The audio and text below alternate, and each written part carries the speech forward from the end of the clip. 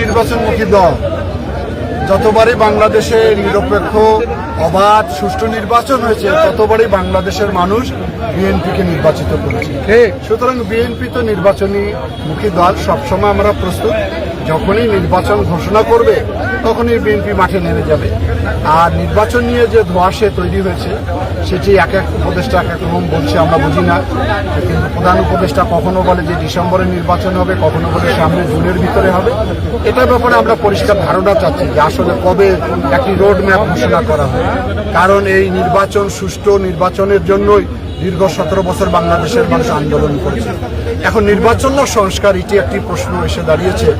তো আমরা তো সংস্কারের বিপক্ষে নই। সংস্কার একটি চলমান প্রক্রিয়া। সংস্কার তো একদিনে কোনো কাজ সম্পন্ন হয় না। একসময় এক ধরনের মানুষ জীবন ব্যবস্থার সঙ্গে অভ্যস্ত ছিল, মানুষ ধীরে ধীরে তার রুচি পরিবর্তন হয়েছে, শিক্ষাগত যোগ্যতা বেড়েছে, মানুষের পোশাক আশাক পরিবর্তন হয়েছে। তেমনি বাংলাদেশের চাহিদা মাফিক, দেশের জনগণের চাহিদা মাফিক সংস্কার চলমান চলতেই থাকবে। যেটি জরুরি সংস্কার সেটি করে অতি সত্বর যাতে রোডম্যাপ দেয়, যাতে জাতিকে একটি অনিশ্চয়তার মধ্যে ঠেলে না দেওয়া। আচ্ছা, আমি তো আবার একটু বেশি